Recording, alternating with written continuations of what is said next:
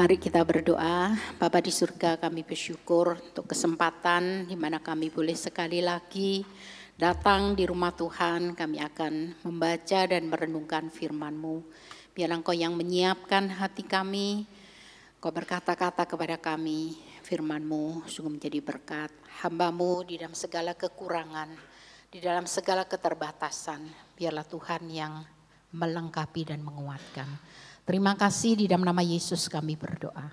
Amin. Shalom jemaat yang dikasihi oleh Tuhan. Mari kita membuka firman Tuhan terambil dari Injil Matius pasal yang kedua ayat 1 sampai 6. Matius pasal yang kedua ayat 1 sampai 6. Saya mengajak kita membaca bergantian. Saya baca ayat 1.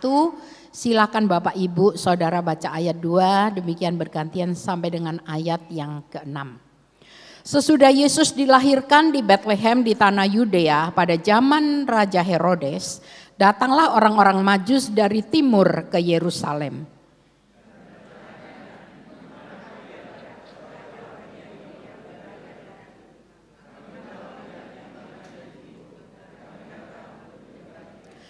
Ketika Raja Herodes mendengar hal itu, terkejutlah ia beserta seluruh Yerusalem.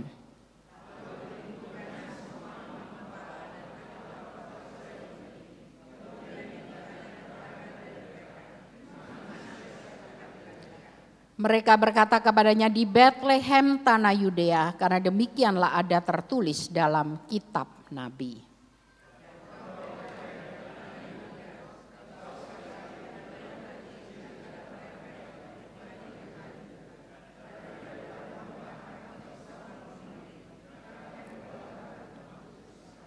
Demikian pembacaan firman Tuhan. Bapak, Ibu, dan Saudara yang terkasih, tema hari ini adalah apakah pengetahuan Alkitab membawamu rindu datang kepada Tuhan?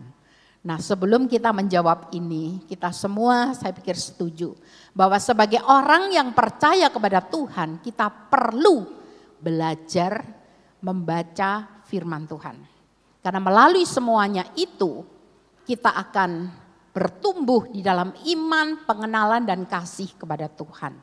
Tetapi pertanyaannya, apakah orang yang semakin banyak membaca, semakin banyak tahu, apakah mereka pasti semakin rindu untuk mencari Tuhan, untuk melayani Tuhan? Jawabannya adalah belum tentu. Mengapa? Karena orang bisa belajar banyak, orang bisa tahu banyak.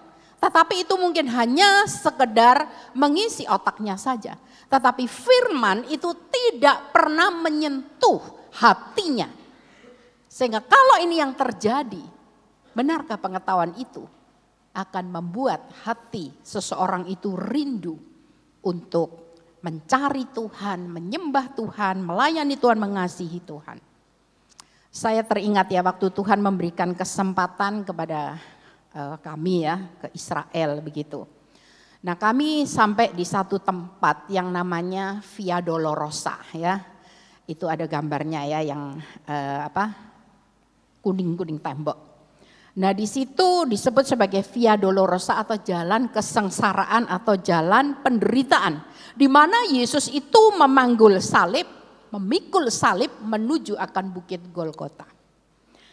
Nah, hal yang mengejutkan saya adalah setelah menelusuri akan Via Dolorosa itu, lalu belok ke kiri, saya kira-kira aja jaraknya mungkin 100 meter, 200 meter, saya nggak pasti ya, karena waktu itu saya juga nggak ngukur ya, tapi kira-kira mungkin 100 meter atau 100 meter lebih.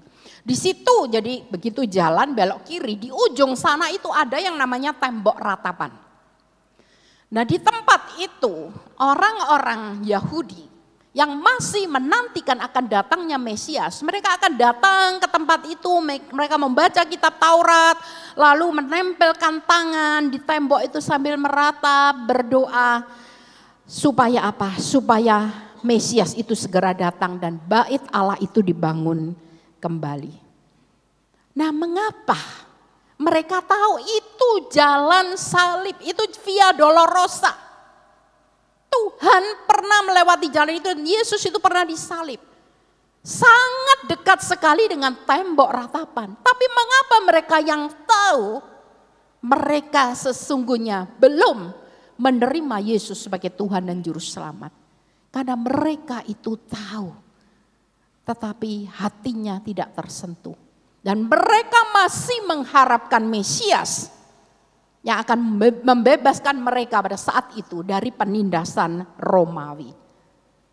Jadi mereka tahu, mereka lewat mungkin, tetapi itu tidak mengubah hati mereka. Jadi pertanyaannya, tahu banyak, apakah semakin rindu mencari Tuhan, beribadah, melayani Tuhan, mengasihi Tuhan? Pertanyaannya adalah belum tentu. Nah, pada hari ini kita sampai di dalam Matius pasal yang kedua yang menjadi perenungan bagi kita.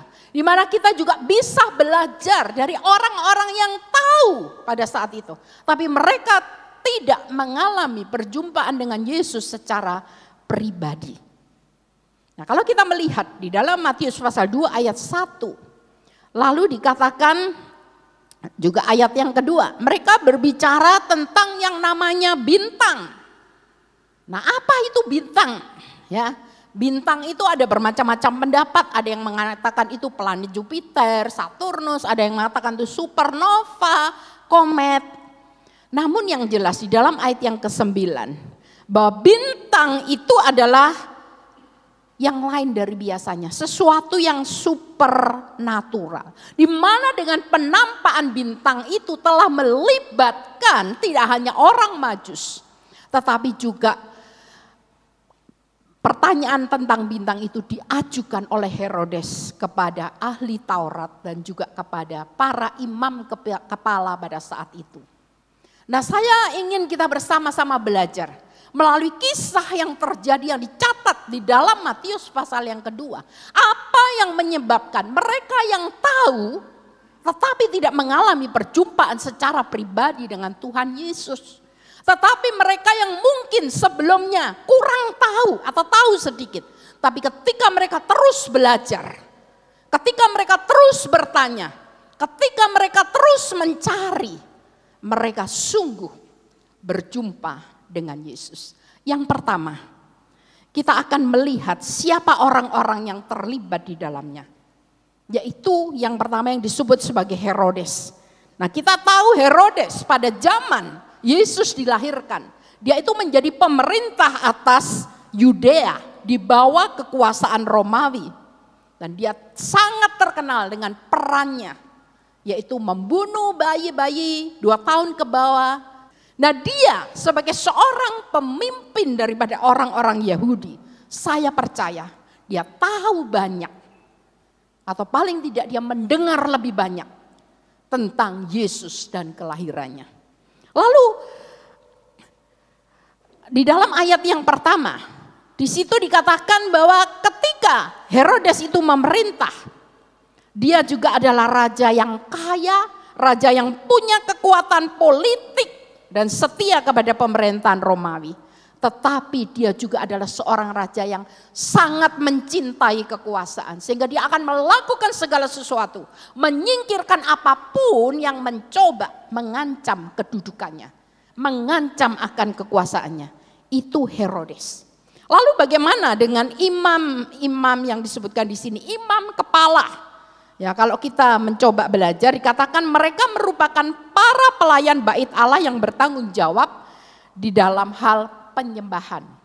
Lalu ahli Taurat itu adalah mereka yang punya tugas ya sesudah pembuangan itu mereka dilatih untuk mengajarkan dan menerapkan akan hukum perjanjian lama sehingga mereka itu dianggap sebagai ahli Taurat.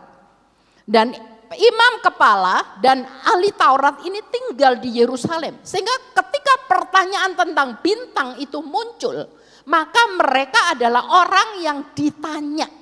Karena apa? Karena mereka dianggap ahli. Karena mereka dianggap tahu. Sehingga Herodes itu bertanya kepada imam kepala dan juga kepada ahli Taurat. Nah, dikatakan sebagian besar ahli Taurat itu adalah orang Farisi. Dan imam kepala itu sebagian besar adalah orang Saduki. Lalu yang keempat adalah orang Majus. Siapa itu orang Majus? Kalau kita merujuk kepada pertanyaan mereka di dalam ayat yang kedua, di manakah dia raja orang Yahudi yang baru dilahirkan itu? Ya, kita nggak akan berdebat dia dari mana, dia bagaimana, tetapi petunjuk di sini, dia itu bukan orang Yahudi. Orang Majus itu bukan orang Yahudi.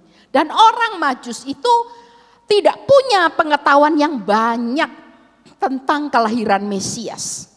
Dan ada dugaan, mungkin mereka punya pengetahuan yang mungkin terbatas tentang yang namanya Yudaisme. Jadi dari apa yang sudah saya sampaikan, kita bisa melihat Herodes lebih tahu dari orang Majus. Apalagi para imam kepala dan ahli Taurat, mereka tahu lebih banyak, cukup banyak dan mungkin banyak tentang Mesias yang dilahirkan pada saat itu. Tetapi mengapa orang Majus yang berjumpa dengan Yesus, tetapi ahli Taurat dan imam kepala tidak berjumpa dengan Yesus? Karena ada dua kesalahan yang mereka lakukan. Yang pertama, saya katakan mereka itu salah fokus. Salah fokus, orang muda bilang salfok. Herodes, ya di dalam ayat yang ketiga itu dikatakan, ketika Raja Herodes mendengar hal itu, terkejutlah ia beserta seluruh Yerusalem. Kata terkejut di sini menunjukkan bahwa ketika Herodes mendengar ada raja Yahudi yang lahir, maka dia merasa terancam akan kedudukannya, kekuasaannya. Dia merasa itu terancam dan ini akan menjadi masalah besar bagi dirinya. Dan beserta seluruh Yerusalem, ada seorang penafsir yang mengatakan bahwa pada waktu itu orang-orang di Yerusalem itu terkejut. Ngapain? Mereka takut. Wah, kalau demikian halnya Herodes bisa bertindak semakin kejam, bertambah kejam. Dan ini terbukti ketika dia memberikan perintah seluruh anak laki-laki, bayi laki-laki 2 tahun ke bawah itu supaya dibunuh. Mengapa? Karena dia merasa kedudukannya, posisinya sebagai seorang raja itu terancam. Dari hal ini kita bisa melihat fokus daripada Herodes itu adalah dirinya sendiri. Lalu bagaimana dengan para imam, kepala dan ahli Taurat?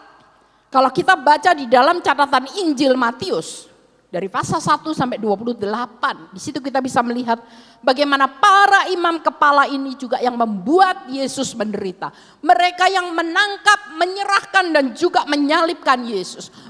Mereka yang mengolok-olok Yesus. Mengapa? Karena mereka tidak suka ketika Yesus menegur dosa mereka. Apalagi ketika Yesus mengatakan di dalam Matius pasal 23 menganggap ahli Taurat sebagai orang munafik. Mereka seharusnya mengajarkan firman, tetapi mereka tidak pernah melakukan firman. Bahkan di dalam khotbah Yesus di atas bukit, di dalam Injil Matius pasal yang ke-6, Yesus berkata, mereka berpuasa, mereka berdoa, mereka memberi sedekah. Motivasinya adalah supaya dilihat orang, supaya dipuji orang. Dengan kata lain, fokus ahli Taurat dan imam kepala ini juga diri mereka sendiri. Bapak, Ibu dan saudara yang kasih oleh Tuhan, kita tidak bisa menyangkali yang namanya fokus kepada diri sendiri itu juga perlu. Mengapa? Karena kita juga perlu memperhatikan diri kita, kesehatan kita, mungkin pekerjaan kita dan lain sebagainya, bagaimana hidup saya, itu juga perlu. Tetapi ketika fokus kepada diri sendiri itu menjadi perhatian yang utama, menjadi prioritas satu-satunya di dalam hidup kita, maka kita menjadi orang yang egois. Kita menjadi orang yang tidak peduli kepada orang lain. Kita menjadi orang yang tidak mau dan tidak rela untuk berkorban. Itu orang yang berfokus kepada diri sendiri. Tapi bagaimana dengan orang Majus? Orang Majus itu fokusnya adalah Tuhan Yesus. Saya katakan tadi, mereka berasal dari timur dikatakan. Dan untuk bertemu dengan Yesus, Mereka harus menempuh perjalanan yang jauh, yang melelahkan, yang memakan waktu, bahkan dengan pengetahuan yang terbatas. Mereka harus tanya-tanya.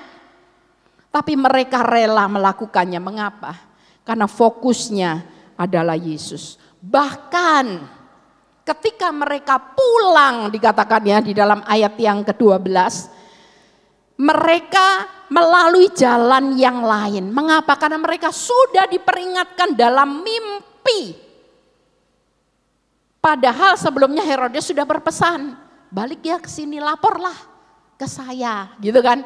Kira-kira bahasa sehari-harinya seperti itu. Dengan kata lain, ketika mereka tidak menaati Herodes, itu ada resiko. Mungkin mereka akan dibunuh dan lain sebagainya. Tetapi mengapa mereka berani mengambil resiko?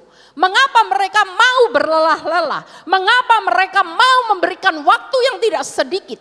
Karena fokus mereka adalah Yesus. Untuk berjumpa dengan bayi Yesus. Untuk menyembah dia. Untuk mempersembahkan yang dikatakan emas, kemenyan atau di dalam terjemahan yang sekarang dupa dan mur. Bapak, Ibu dan saudara yang dikasih oleh Tuhan, salah fokus itu sangat fatal. Ya, saya ingat ya waktu saya persiapkan firman Tuhan ini, saya ingat pengalaman saya lupa. 10 tahun yang lalu atau kurang sedikit, lebih sedikit. Pada saat itu tanggal 1 Januari saya ingat ya, tahun baru saya ingat betul itu. Lalu kami ini lagi jalan-jalan ke Bandung ya, saya, Pak Agung, anak sama saudara yang di Jakarta gitu. Nah pada malam harinya kami ini jalan-jalan di mall, biasa ya perempuan ya, suka kan kalau tanggal 1 kenapa? Tadi sebelum khotbah juga, banyak sale katanya gitu kan ya. Nah waktu jalan-jalan di mall, Bapak Ibu, saudara yang terkasih, kami ini jalan gitu ya. Lalu mata saya itu melihat satu tulisan yang menarik. Crocs, tahu Crocs ya? Crocs super sale 80%. Mungkin tulisan itu di atasnya pintu. Wah ketika tulisan itu di atas pintu, saya pokoknya jalan. Gimana caranya sampai kepada tulisan, lantainya hitam gitu kan ya. Jadi hitam semua, ya udah saya jalan aja, saya pasti nyampe gitu kan, nggak salah toh. Wah semangat gitu. Mata saya fokus kepada super sale 80%. Tiba-tiba plung. Apa plung? Saya kecemplung kolam. Waktu saya kecemplung kolam ya, anak saya, saudara saya, dia nggak berani ngomong gitu. Ternyata saya udah basah semua gitu ya. Terus saya ini senyum gitu. Nah lihat saya senyum, baru mereka tuh berhenti tertawa. Anak saya bilang, Mama hati-hati iPhone-nya sama tasnya nanti basah kena air. Loh. Yang dipikiri anak bukan, Ma basah. Enggak. Rupanya saya lupa. Tapi rupanya mungkin waktu itu anak saya baru pulang dari Amerika, saya dikasih oleh-oleh sama tas, sama saya itu titip iPhone kan, murah pasti di sana lebih murah gitu. Jadi yang diingat, hati-hati Ma, iPhone-nya sama tasnya Ma, nanti kena air. Ya ampun, gak lihat mamanya udah basah kayak begitu ya toh. Akhirnya gak jadi super sale, malu kan. Balik ke hotel, untungnya hotel itu di depan, di seberang mall gitu. Nah waktu itu Pak Agung gak ikut karena gak enak badan, dia udah tidur. Waktu saya datang, saya mandi keramas, dia juga bingung. Ngapain ini ya, katanya tadi ke mall, pulang-pulang mandi keramas gitu kan. Nah besok paginya baru terasa badan saya itu sakit semua. Mungkin lebam ya, kebentur. Nah saya bilang, ayo balik, aku mau lihat itu kolamnya. Jadi rupanya lantainya hitam, lalu dasarnya kolam itu hitam. Jadi kan gak kelihatan air itu sepertinya, itu lantai. Tahu nggak? Itu kolam hanya sedalam lutut saya. Ini loh cuma segini, kok bisa bluk sampai basah semua itu. Kenapa? Terlalu semangat, ya kan? Ke gereja aja nggak pernah lihat GKT 3 kenceng gitu, enggak ya. Tapi lihat super sale, bluk. Aduh, itu menjadi satu pengalaman ya yang terus mengingatkan saya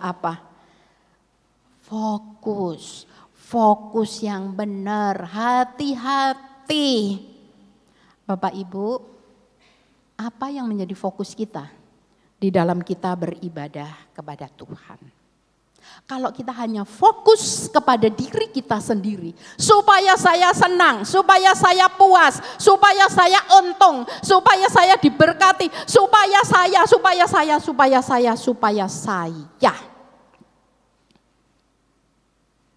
Sekalipun kita banyak belajar firman Tuhan, kita banyak membaca firman Tuhan, kita banyak tahu tentang firman Tuhan. Oh, khotbahnya bagus, tapi itu enggak pernah menyentuh hati kita.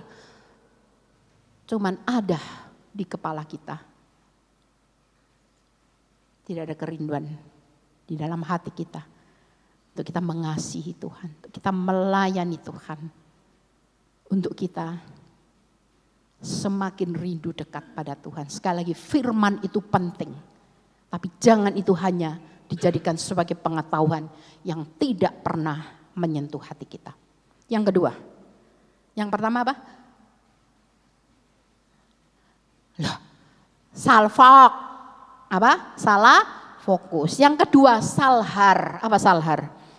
Salah harapan. Kembali kepada Herodes, harapannya dia adalah sesuatu yang sementara dan dapat hilang, yaitu kedudukan dan kekuasaannya. Dan dia tidak pernah mendapatkan apa-apa. Bahkan kita melihat bagaimana keturunannya menjadi raja-raja yang jahat. Lalu bagaimana dengan pengharapan ahli Taurat? Yang saya katakan tadi, ditegur oleh Yesus sebagai orang munafik. Sebagai orang yang supaya dilihat, dipuji oleh orang banyak. Yang hanya mengajarkan firman Tuhan tetapi tidak pernah melakukan firman Tuhan. Semua ajarannya itu ada di kepalanya, tetapi tidak pernah teraplikasikan di dalam hidupnya. Fokusnya hanya kepada yang harapannya hanya kepada yang sementara.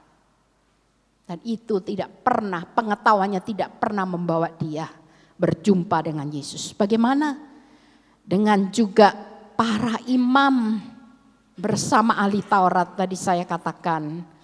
Khususnya juga pada waktu itu orang Yahudi. Mereka mengharapkan Mesias itu lahir bukan seperti Yesus. Sebagai seorang manusia yang sederhana di dalam kandang yang hina. Anaknya orang tukang kayu, mati disalib. Oh, itu bukan yang mereka harapkan. Mereka mengharapkan Mesias yang bisa membawa pembebasan kepada mereka dari penindasan Romawi. Jadi mereka mengharapkan yang sementara. Harapan mereka adalah kepada yang sementara di atas yang kekal. Bagaimana dengan orang Majus? Orang Majus harapannya adalah bertemu dengan Yesus. Saya katakan bintang dan mimpi itu adalah sarana yang dipakai oleh Tuhan membawa mereka berjumpa dengan bayi Yesus. Tetapi harapan mereka yang sesungguhnya bukan kepada bintang, bukan kepada mimpi, tapi kepada Yesus. Dan kita melihat bagaimana pada akhirnya mereka berjumpa dengan bayi Yesus. Katakan mereka menyembah dan mereka memberikan persembahan yang memang layak diberikan kepada seorang raja, yaitu emas, kemenyan, atau di dalam terjemahan yang baru dupa dan mur. Satu hal yang ironis, Matius dengan jelas mengatakan Yesus adalah Mesias yang lahir dalam garis keturunan Daud, yang akan menjadi gembala dan penguasa Israel. Tetapi pada saat itu orang-orang non-Yahudilah, orang Majus, yang justru bisa datang menyembah kepada Tuhan. Karena apa? Mereka punya harapan yang benar, yaitu Yesus. Bapak, Ibu, dan saudara dikasih oleh Tuhan, saya punya seorang mama, bukan dua mama, seorang mama. Beliau sudah almarhumah. Nah, pada awalnya mama saya itu menganut kepercayaan nenek moyang, tahulah gitu, yang sangat taat. Nah, setelah itu mama pindah kepercayaan ikut koko saya. Katanya anak laki satu-satunya, mesti ikut anak laki gitu kan. Terus sampai pada beberapa saat menjelang papa saya dipanggil oleh Tuhan, ya bersyukur ya, 1 minggu sebelum dipanggil oleh Tuhan papa saya itu percaya kepada Tuhan dan dibaptis. Nah lalu mama saya ya udah ikut suaminya gitu ya, jadi ikut suaminya. Nah saya ingat ya waktu papa saya sudah dimakamkan, lalu mama saya itu diajak oleh temannya itu ikut sebenarnya itu kayaknya persekutuan ya, karena waktu itu dari rumah ke rumah gitu loh. Nah saya yang heran, baru ikut persekutuan 1 kali, pulang-pulang aku sudah dibaptis, aku sudah bawa surat baptis. Loh. Saya ini, mama itu ngerti enggak? Ya enggak. Mama sudah belajar enggak? Enggak. Lalu pelan-pelan ya, kami anak-anaknya mengajak untuk pergi bersama kami ke gereja kami gitu ya. Ya, terus dia belajar, dia baca firman, ya kami banyak berdiskusi begitu. Akhirnya mama saya atestasi dan sungguh-sungguh menjadi orang yang setia kepada Tuhan ya. Bahkan bersyukur mama saya mengenal Tuhan, percaya Tuhan bukan lagi di usia yang muda gitu ya. Tetapi masih ada kesempatan, saya ingat mungkin pernah menjadi majelis 1 kali gitu ya. Seperti itu. Tapi yang ingin saya tekankan, mama saya itu orang yang sederhana di dalam hal mungkin teologi gitu ya. Dia percaya pada Tuhan sudah umur 50 lebih, saya lupa ya mungkin hampir 60 gitu. Lalu juga tidak punya banyak pengetahuan tentang teologi, tapi di dalam kesederhanaannya dia begitu mengasihi Tuhan, dia begitu rindu untuk membaca firman Tuhan, untuk melayani Tuhan, untuk menjadi kerinduannya. Dan mama saya adalah orang yang paling berpengaruh ketika saya mengambil keputusan untuk menyerahkan diri menjadi seorang hamba Tuhan.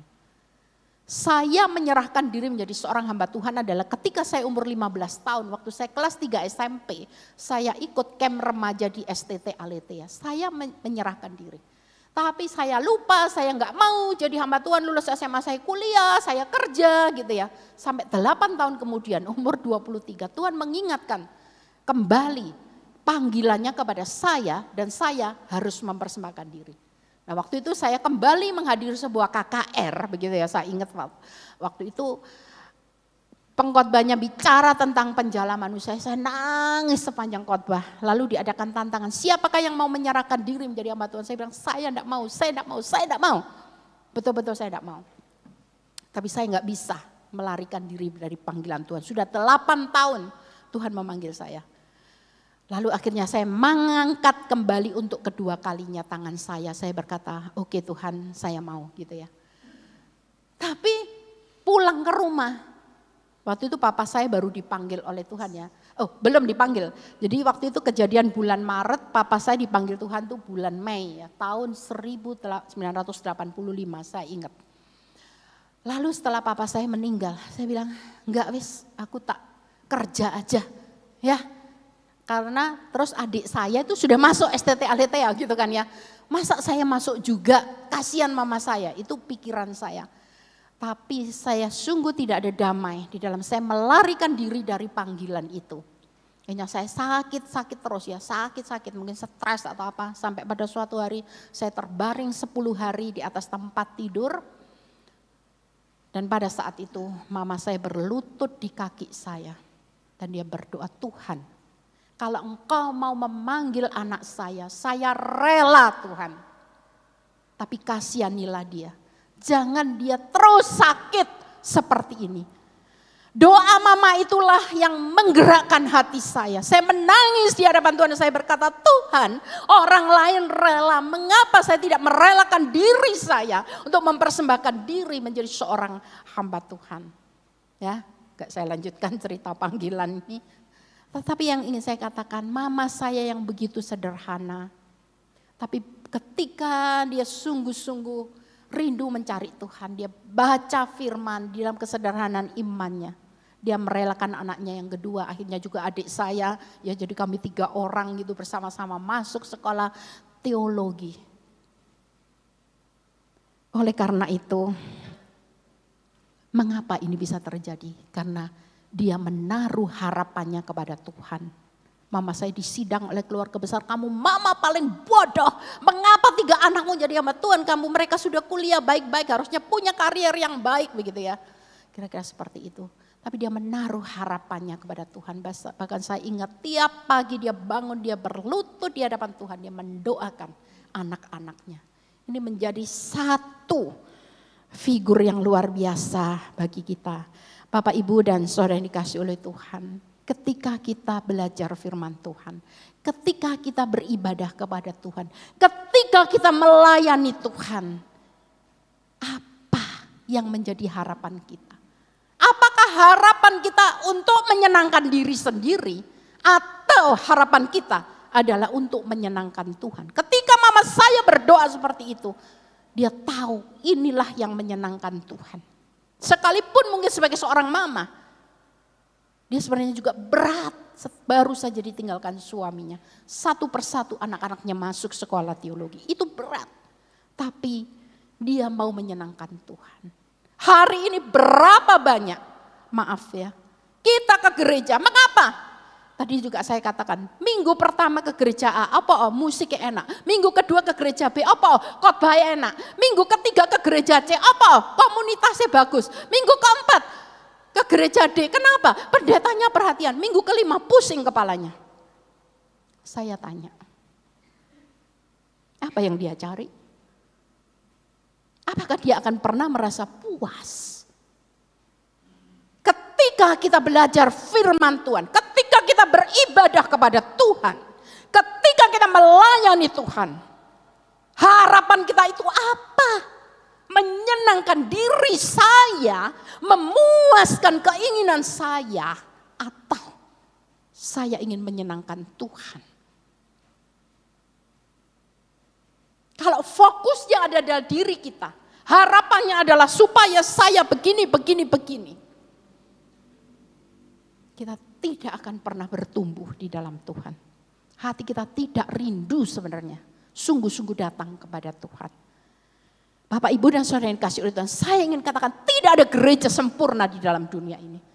Semua gereja dengan segala kekurangan dan kelebihannya. Bagaimana supaya gereja itu menjadi baik? Supaya gereja itu menjadi pada akhirnya sempurna. Itu adalah tanggung jawab kita bersama, dan Tuhan telah menempatkan kita di tempat ini, gereja ini, supaya kita saling menolong untuk kita bertumbuh dan kita bersama-sama melayani Tuhan, menjadikan gereja ini menjadi gereja yang lebih menyenangkan Tuhan. Oleh karena itu, pertanyaannya, apa fokus kita? Apa yang menjadi harapan kita? Kalau fokus kita diri sendiri, itu adalah fokus yang salah. Kita harus belajar berfokus kepada Tuhan. Kalau harapan kita untuk menyenangkan diri sendiri, itu adalah salah harapan. Harapan yang benar adalah kita menyenangkan Tuhan. Akhirnya kita harus tahu, mempelajari dan mengetahui firman Tuhan itu adalah perlu dan penting untuk menjadi dewasa di dalam iman. Namun kita perlu ingat bahwa yang tahu banyak tidak akan rindu dan tidak mengalami perjumpaan dengan Yesus secara pribadi kalau fokus dan harapannya salah. Yang belum tahu banyak, tapi berusaha mencari, bertanya, belajar tentang Yesus dan firman-Nya. Mereka akan berjumpa dengan Yesus, bertumbuh di dalam iman. Karena fokus dan harapannya itu benar. Biarlah pengalaman orang Majus menjadi pengalaman kita. Bukan pengalaman imam kepala dan ahli Taurat. Ya, Tuhan menolong setiap kita. Mari kita menundukkan diri di hadapan Tuhan. Kita berdoa untuk diri kita masing-masing. Kita jujur di hadapan Tuhan. Apa fokus saya Tuhan di dalam beribadah, melayani di dalam hidup ini? Apa harapan saya Tuhan? Biar Tuhan menolong setiap kita supaya kita punya fokus dan harapan yang benar. Fokus kepada Tuhan dan harapan menyenangkan Tuhan.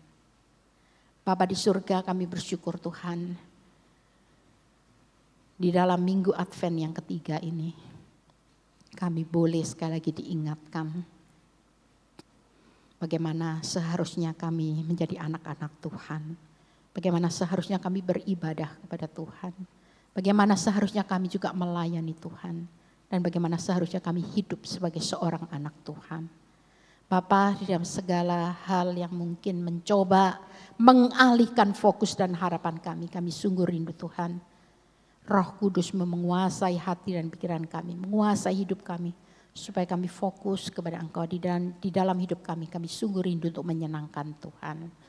Biarlah ya Tuhan Engkau mengembalikan kami kepada fokus dan harapan yang benar. Biarlah Engkau juga menolong kami untuk kami terus berjalan di dalam fokus dan harapan yang benar. Supaya kami akan bertumbuh di dalam Tuhan, jemaat Tuhan bertumbuh, dan gereja Tuhan juga bertumbuh. Kami percaya Tuhan, inilah kerinduan setiap kami, inilah kerinduan gereja kami.